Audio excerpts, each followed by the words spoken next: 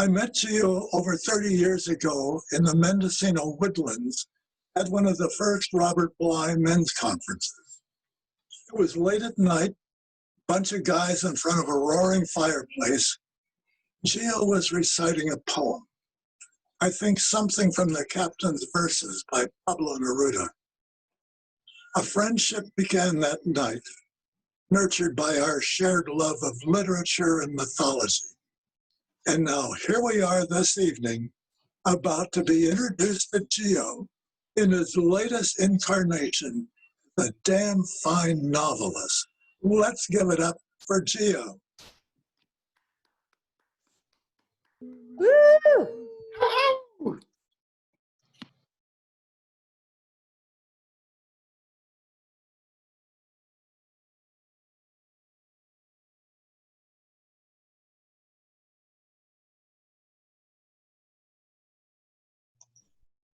Okay, I'm unmuting. Thank you, Doug. I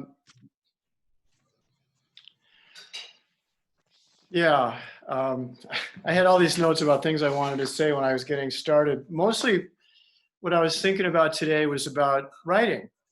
And I was thinking about, where does writing come from? And I think I can honestly say that in some ways it comes from all of us. Like there's some mysterious, beautiful, awesome experience that we have when we see an art object or a painting or hear music. And it stimulates something deep inside of us, something deep in our core. And the people that are here on this call know what I'm talking about. You have that inner knowledge, that inner experience. And the main vehicle through which I've experienced that is through writing. And that is through reading other people's writing and in that creative process myself.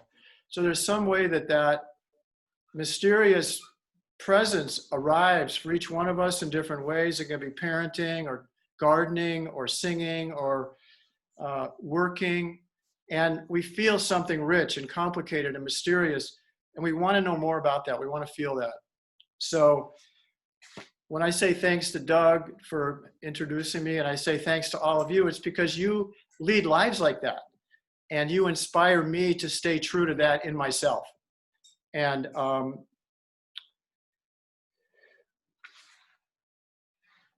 someone told me about a novel, about a book. A book has its own soul. I think that's a really powerful thought. A book is, reading a novel is like a trance. And you feel something that's not exactly in the words. It's like behind the words. And that's what I hope you feel tonight when I read. Because there's independent publishers, there's small publishers, there's tiny publishers, and there's micro, tiny, small, invisible publishers. I'm in the last category. So one of my goals is to create a community of people that is interested in the book, interested in my writing, and can help me spread that soul. It's like a soul infection. It's almost like literary COVID, that we can connect that to each other, hopefully through your interest in my book, which of course will be revealed whether or not you even care about the book in a half an hour, but I hope you do. And so briefly about the book itself. There's 42 interlocking short stories that are about 3 or 4 minutes long. And I hope to become as famous as Winesburg, Ohio by Sherwood Anderson, who is written in the same form. Winesburg, Ohio is characters that interweave through short stories. Fortunately for a reading like this, the 3 or 4 page format is ideal for a short reading because the stories are somewhat self-contained. And the stories are in this mythical town called Bingo, and it's a town not unlike Fairfax, small town in the woods of Northern California. And so part of the goal of the book is to create that setting of small town life and how the people interact with each other in small town life. And so there's a central dynamic, which there's 10 or 15 characters, and they all have their little lives that they lead and developments and setbacks, like hopefully a good story. So I've had to focus on the central triangle of the book, which is Lou, the character, the lead character, is middle-aged. He's a carpenter handyman. He's an artist. And he lives in Bingo. And his ex-wife has died, and his 14-year-old daughter has come to live with him. That would be Jenny. And so they're accommodating to living together now after not living together for a long time. And then shortly after Jenny arrives in town, Lou meets April, and they start an on-again, off-again relationship. So the way that all plays out is really what the book is about. There's multiple subplots. And I'm going to read 4 or 5 stories from that core dynamic of the book, because I want to give you a sense of like there's a story arc.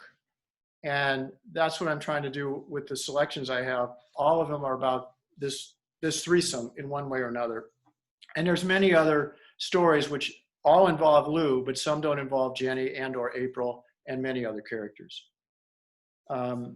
So it's kind of weird to read, like I got to read my book and look at it. So I can't pay attention to you.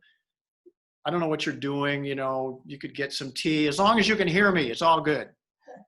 So like I said, I'm going to read about 5 of these stories. It should take about 35 minutes. Careful by the railing.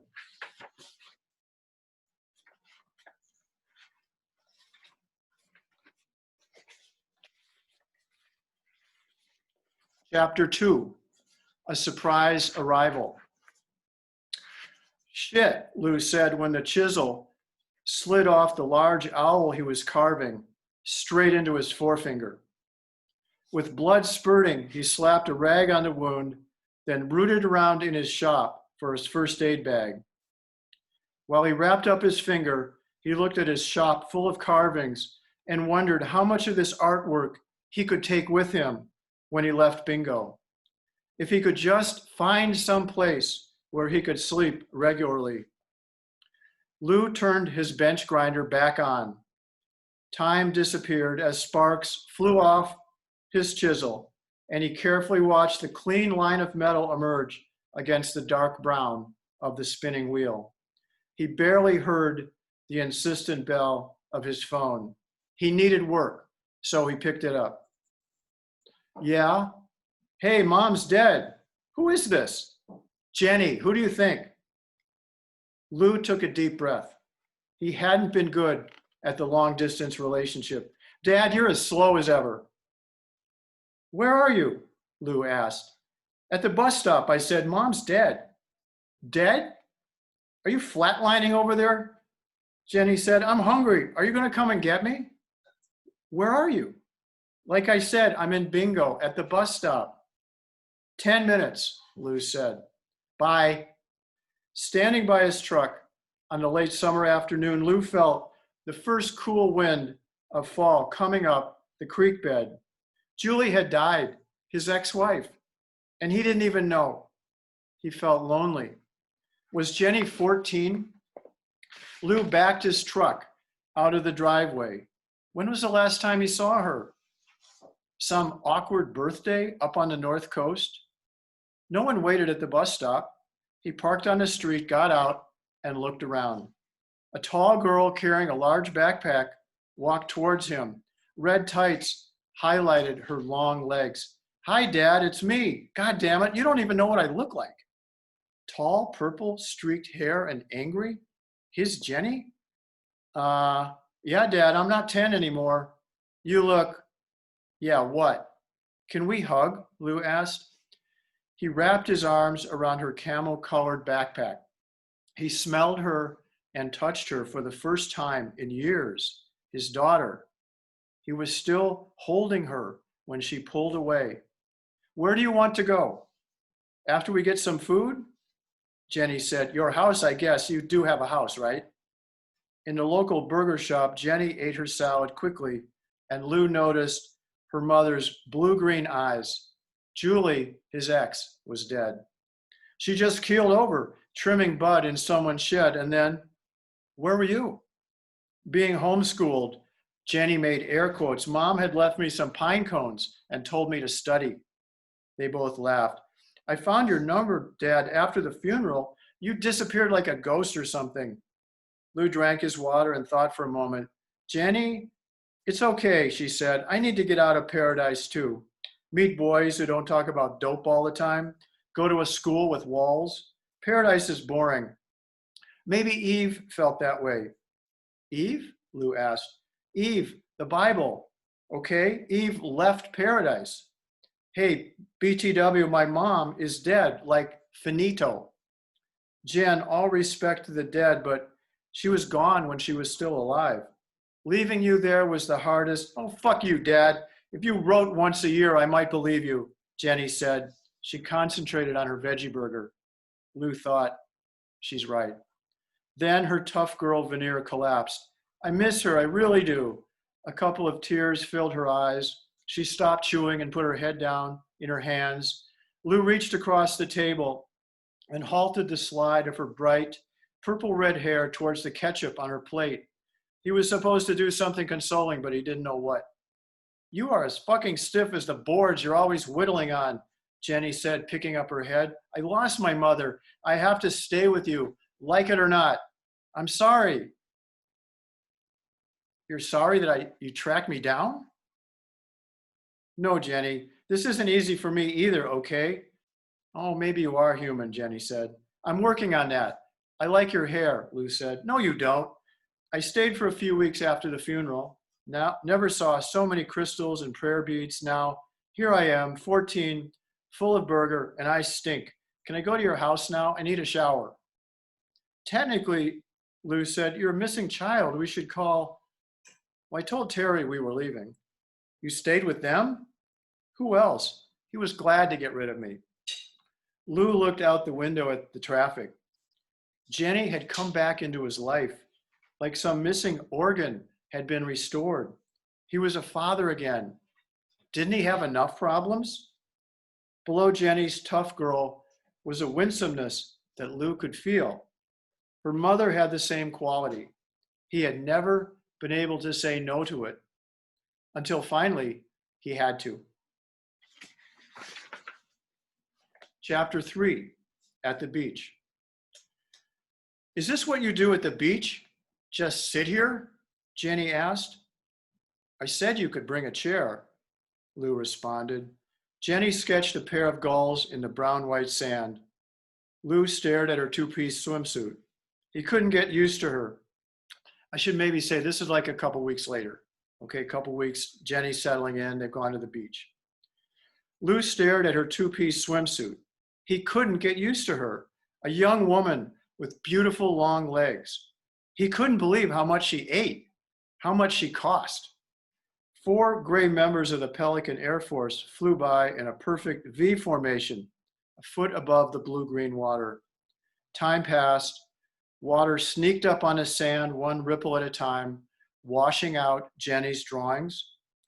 Lou stared at the water and at the puffy cloud shapes which passed over the brown hills across the bay. This was his weekend, quiet and smooth, or it had been until Jenny arrived. She rolled over on her stomach and groaned.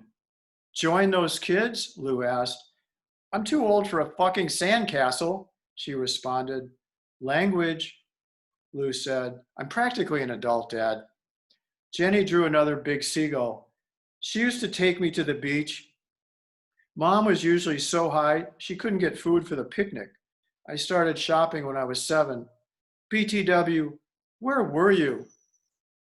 Where were you? The kids digging in the sand turned towards Jenny's shouts. She pushed her hands deep in the sand. God damn it, I'm supposed to be over it. She stormed off and began skipping rocks over the blue-gray water, which the afternoon wind had stirred up. Lou wondered, was he sad that Julie had died so suddenly, so young? Life with Julie had been good for a while in paradise. Then he'd realized that she was stoned all the time. Then the road had called. He remembered Jenny's face when she drove away from the cabin, He wanted to take her with him. Did he miss Julie, his ex? No. Was he glad that Jenny was staying with him now? Sometimes, her moods. This is a prayer mandala, she said, pointing to an elaborate shape she had drawn. What's that? Lou, is that you? Down the beach, a slim woman walked towards him. I'm April. You worked at my house last month. Hi, can't see you. Lou blinked. Oh, sorry. Who's this? April said as she moved out of the sunlight. Oh, this is Jenny, my daughter. Oh, hi, Jenny, April said. This is Yarrow, my son. A tall boy behind her, loaded down with a couple of bags, said hello without looking her way. Hi, Jenny didn't look up either. Nice to see you, April said. We're going down the beach. After a moment, Jenny said, she likes you. What? Lou said. Women know these things. Uh-huh. My daughter thinks she's a woman, Lou thought, amazed. That poor boy, did you see his zits? He walked like he grew 6 inches in the last 24 hours. Lou laughed. Yeah. Oh, God, Jenny said. He's coming back. Excuse me, sir, Yarrow asked. April asked me to ask you, can you help me? We bought a kite and, sure, bring it over, Lou said. Lou reached into his duffel bag and pulled out his pocket knife. Jenny, did you put in the sandwiches like I asked you? You didn't ask me. Okay, we don't have any food, only a couple of bottles of water. Whatever. We passed a store back there on the road. Oh, I knew it. They're both coming. April carried a box of sticks and string falling out. I think I bought 2 kites, she said when she handed the box to Lou, without knowing it. Lou stared at the box for a moment. Yarrow, is that your name? Yeah, want to help me? Lou asked. Okay, but Are you going to Bingo High? April asked Jenny as Lou and Yarrow worked on the kites. I guess, Jenny said, rolling over on her stomach. A few minutes later, Yarrow and Jenny ran down the beach through picnic blankets and yelling happily. The bright-colored kites cut through the blue sky. Nice work, Lou, April said. I didn't know you had a daughter. I didn't either, Lou said. That didn't come out right. She lived with her mother, so I haven't seen her much.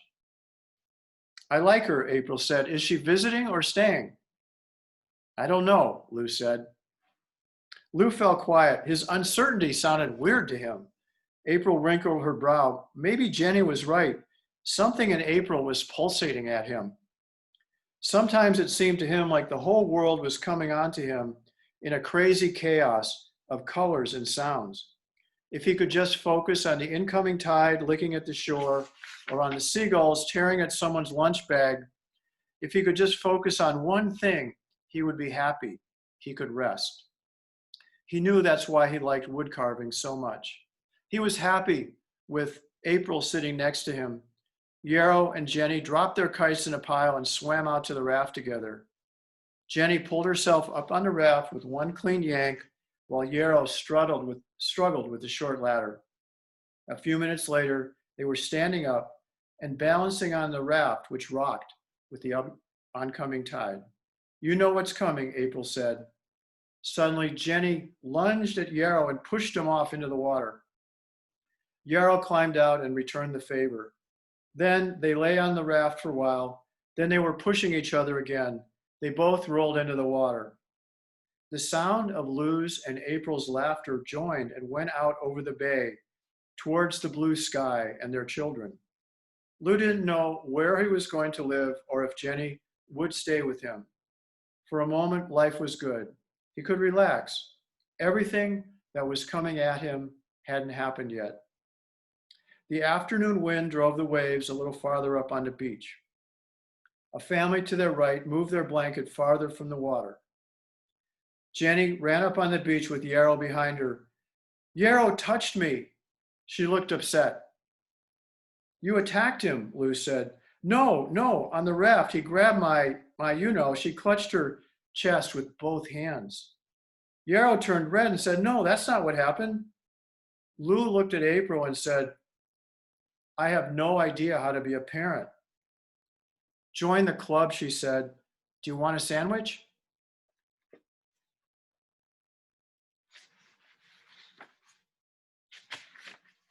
So, of course, that plays out. And then the family awkwardly continues to come together.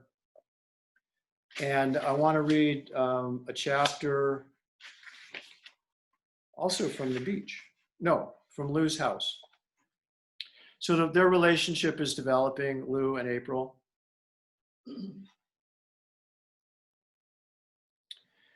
This is called Lou's Pet Coyote. After their dinner at a Pan-Pacific style restaurant in Bingo, a walk brought April and Lou to his little house on the edge of the woods. The fall stars started to shine as they left the soft glow of the town lights. Lou loved night in the orchard, his small community of small cabins, with the forest in the dark pressing up against his little house. He felt held by the wilderness in a way that soothed him. He wasn't sure that April would understand. Hey, this is nice, April said as she entered Lou's cabin for the first time. You think so? He asked. Lou looked around. He had cleaned up, hoping that April would come home with him. The little cabin was shabby, worn, and Jenny's stuff had begun a relentless invasion. Her Bingo High sweatshirt, laptop, and school books were strewn on the little dinner table. You keep it aired out, she said. Oh, you think it's cold? Lou asked. I like fresh air, she said. I don't like to be inside much, Lou said. Do you want me to close the doors? I didn't know you were a reader, she said, nodding towards the floor-to-ceiling shelves full of paperbacks. All repair manuals, Lou said, laughing. I'm a repairman. Ananda Kumaraswamy, April said, pulling down a book. I don't know that name.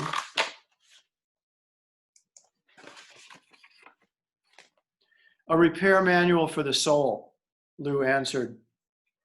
You're a man of many talents, April said, and master of none? I was trying to be nice, she said. Lou noticed the tension in his stomach. What was he defending? What did he want from April? She stayed in contact with him despite his busy schedule and hers. Does this work? April said, pointing to an old wood stove. It's the only source of heat that I have, Lou responded. Except for people, April said. Lou liked the way April's mouth curved upwards as she smiled. He moved a large wooden owl and Jenny's math book off a small table so he could set down a tray. He and April drank tea. She wrapped herself in a wool blanket that was lying on the old couch. Yeah, it took us a while, but here we are, April said.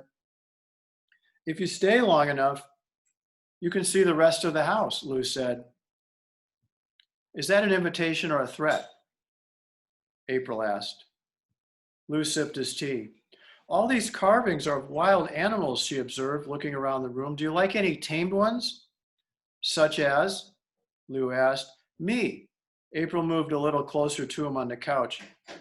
Your hackles didn't rise, did they? I'm not sure I have hackles, Lou said. I want to check. She leaned closer and touched the back of his neck. Lou sat motionless. Damn, this is hard for me, Lou. She pulled her hand away. Lou leaned forward and blew on his tea. April, you're smart and pretty. I like talking to you. So why are we moving so slowly, she asked. Kids, work, my age, history. To me, we're on a fast-moving train and there's a dark tunnel straight ahead. Was that a sexual image? April asked. Well, Jenny's spending the night at a friend's. Lou said, she's not coming back tonight. April flushed. Yarrow is spending the night at a friend's. I don't want you to be making all the moves here, Lou said. Something is happening here, April said, as the old song goes. Something is happening here. An experiment, Lou said. That's a little cold, she responded. Lou leaned over and kissed her. She kissed him back. Well, that was a little warmer, April said, looking at him. Hey, maybe you could show me the rest of your house. That won't take long, Lou said. Lou and April went out on his little deck. The slight wind pushed the tree branches around and made a subtle rustling song. Careful by the railing, Lou said. It's so quiet, April said. Not like my apartment. My writer friend Aaron said there's a beautiful music inside my head.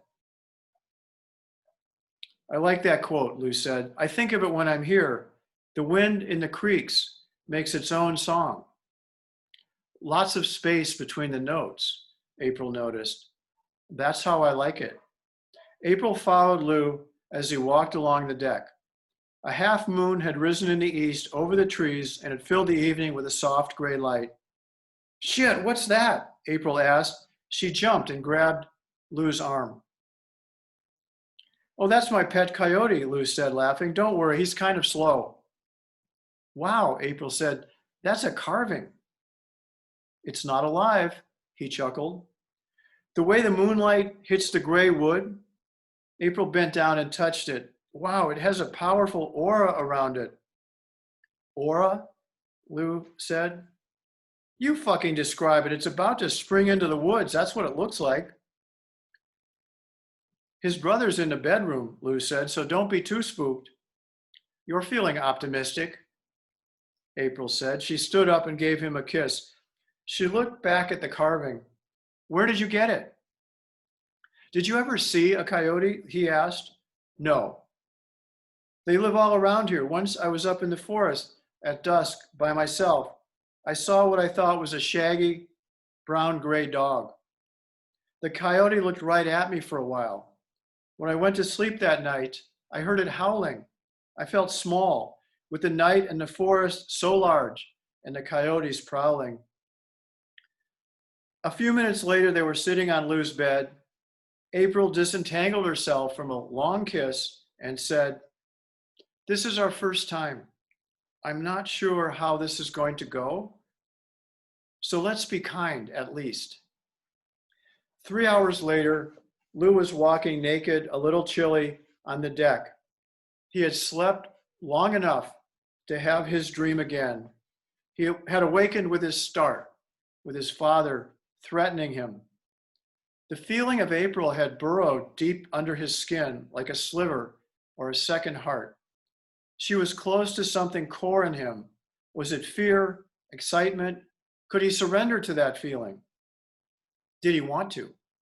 In the distance, a coyote howled at the bright half moon, now high in the sky, illuminating the deck and the surrounding oak trees. I'm so tired. That damn nightmare, he thought. Everything is moving so fast, but I have my art to hold on to. He leaned his arms on the shaky railing and looked out into the forest.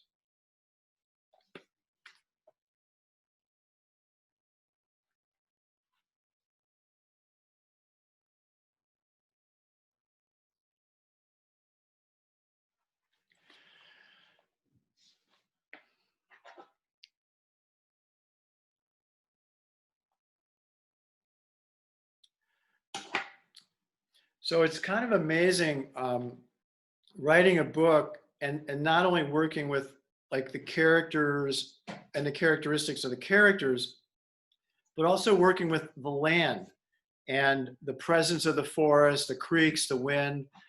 All that is like hopefully a character in the book. And because most of us live in Northern California,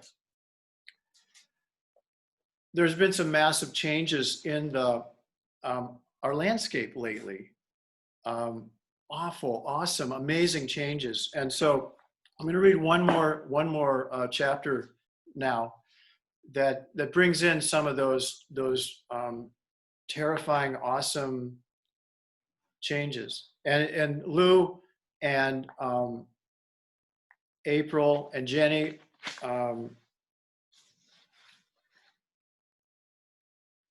I think Yarrow might make an inferential appearance, but again, it's the central April, the girlfriend, on again, off again, getting more on again, sometimes off again.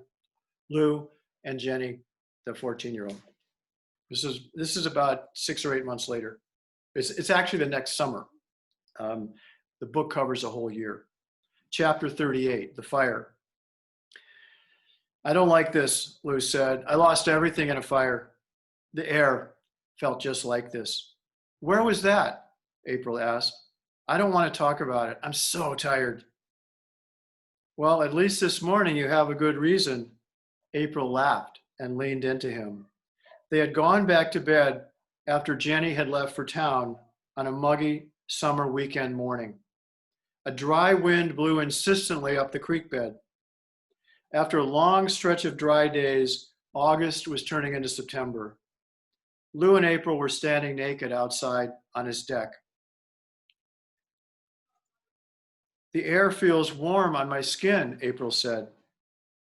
You feel good on my skin, Lou said, but I don't like muggy, smoky.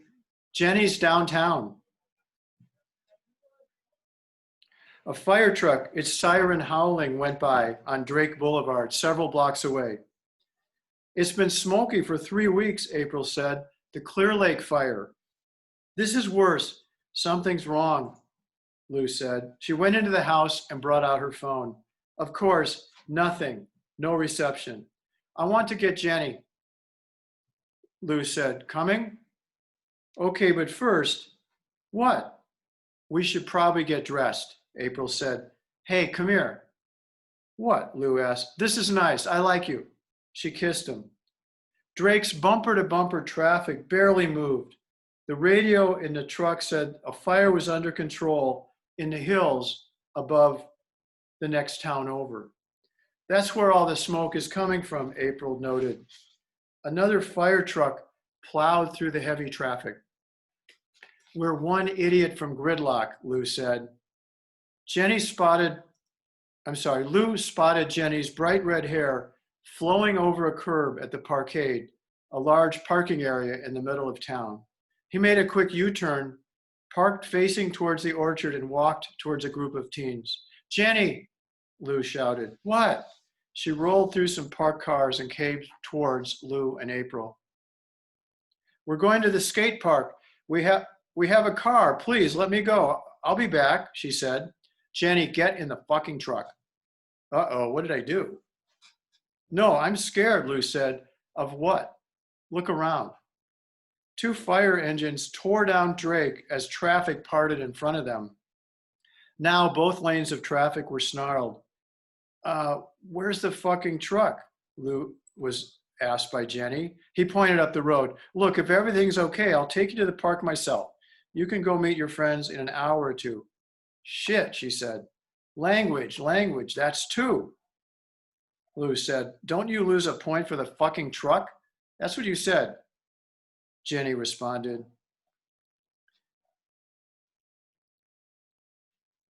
They all got in the truck and moved back slowly towards the orchard, towards Lou's cabin. The dry wind blew harder and harder. He put 2 hand-carved coyotes and a half-finished eagle in his truck with a set of expensive chisels while Jenny watched. Dad? What? Lou said. At school, we had like a drill.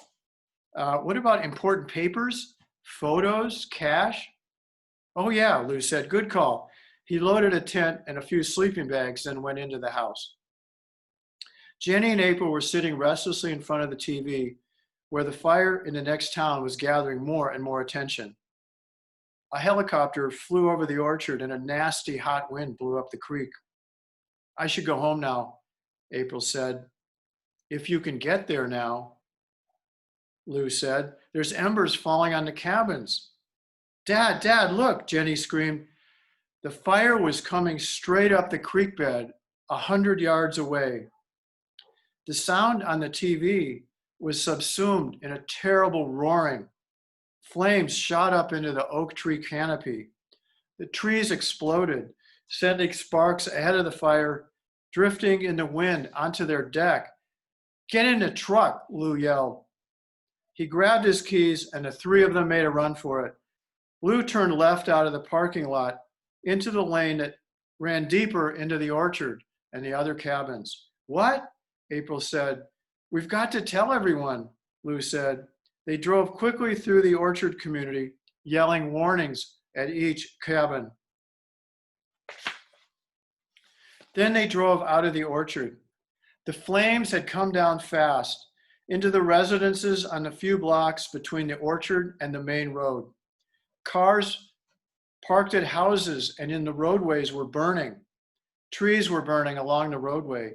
Loud pops and explosions came from the houses. Lou could smell burning plastic.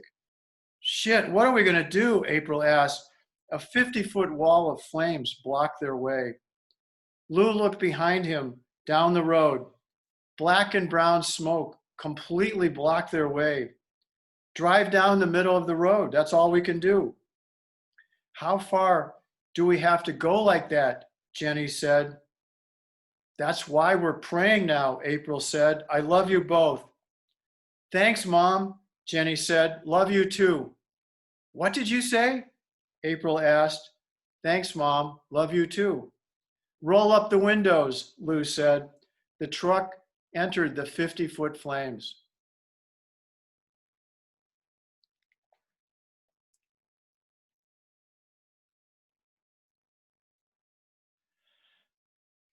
I'm going to stop there. The truck has entered the flames. I'm going to unmute all if I can figure out how. Unmute all. To stop. Is that the end of the book? Yeah. No. Wow. May not be. Good. That was great. I didn't like being muted because you couldn't hear us laugh. Scream.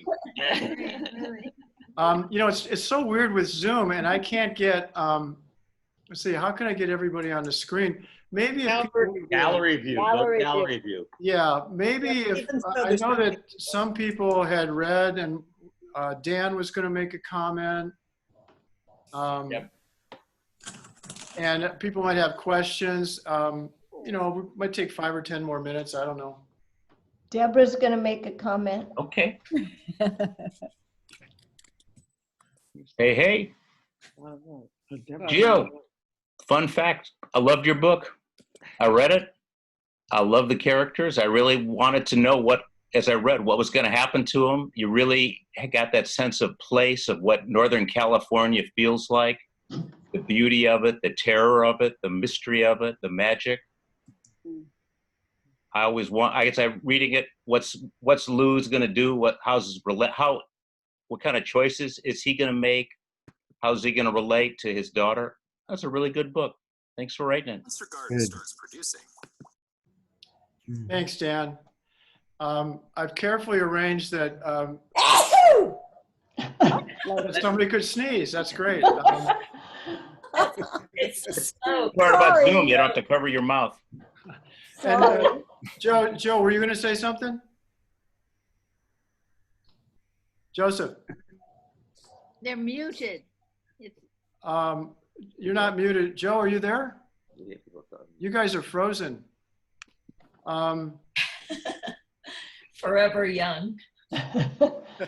Forever young. Forever young. They'll unfreeze.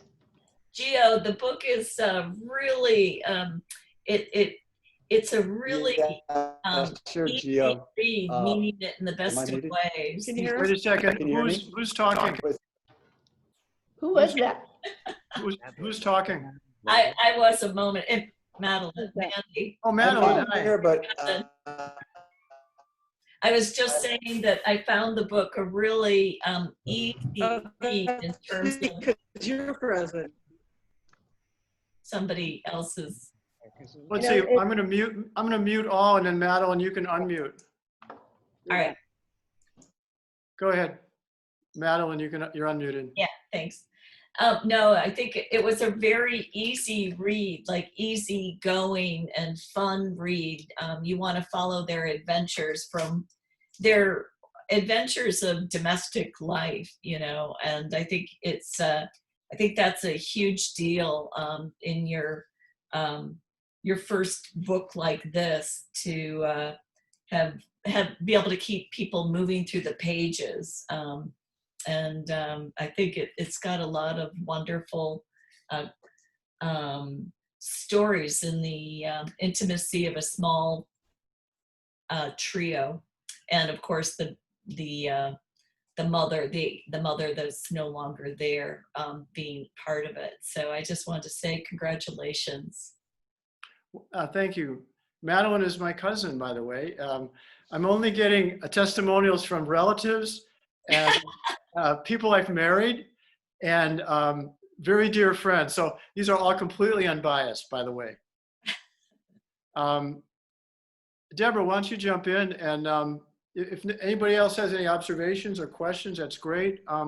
Deborah, can you unmute yourself? I did, yes. Can you give me a thumbs up, everybody, if you can hear me talking? All right, I'm unmuted. Well, first of all, it is really fun to see you all. Geo only invited family and friends, and here we are. It's fun to be with you and to celebrate Geo, this sort of unstoppable fountain of creativity that I married. I married a coyote. There was that coyote in the story. Well, I married one, and he just keeps on sort of exploding with what's next, what poem, story, what, where does this come from, Geo? So anyway, it's a joy to be here.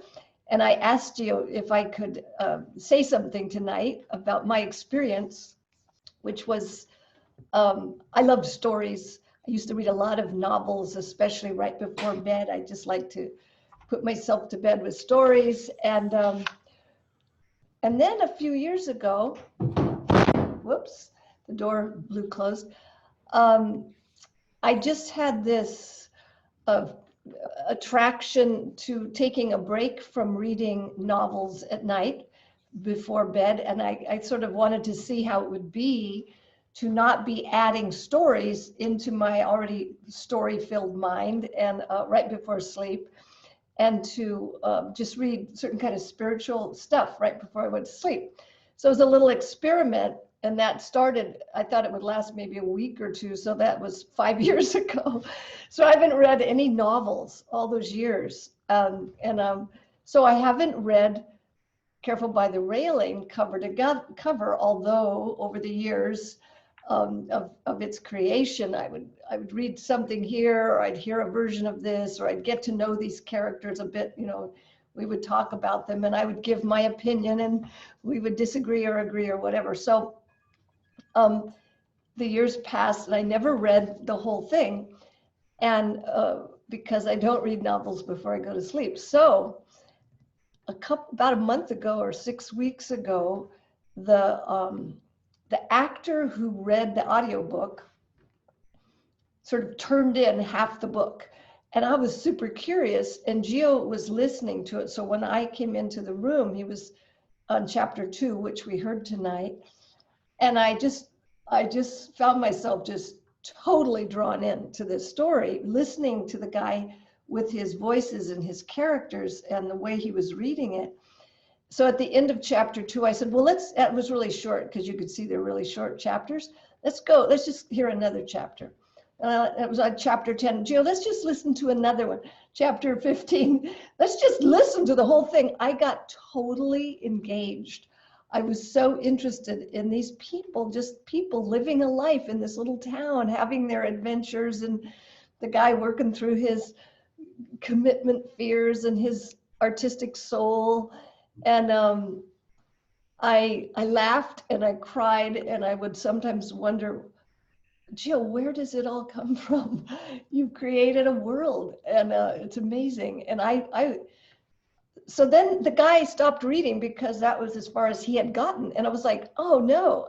And so since then, I haven't had time to sit, because I realized once it starts playing, I'm just going to listen to the whole thing, which will be a couple hours. So I'm waiting, and it's all planned that when we drive to our camping trip in the Sierras, we get to listen. And I'm like, oh boy, we get to hear how it sounds when that man tells the story, and with those different characters and voices that he does.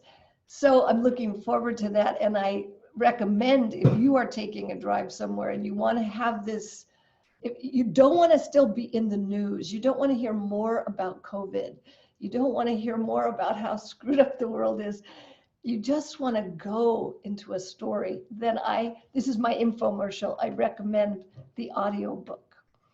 So again, big thanks for being here and super congratulations, Gio. He's incredible. I just love him more every single year, every single day. Thank you, Deborah. You know, I have to tell you, just got a couple more minutes of things I'd like to share with you. Wow, there's Lucas. Lucas. Wow. Hi, Lucas. The Zoom baby. You know, a writer like myself, you know, I haven't done a lot of audiobooks yet. So, you know, it's a very interior process. I mean, I'm sure you guys understand that. And so, you know, I'm typing and I'm hearing the dialogue, and then sometimes I'm reading it out loud to myself or to Deborah or a friend or a salon. So it's always me like hearing it in my head or saying it out loud.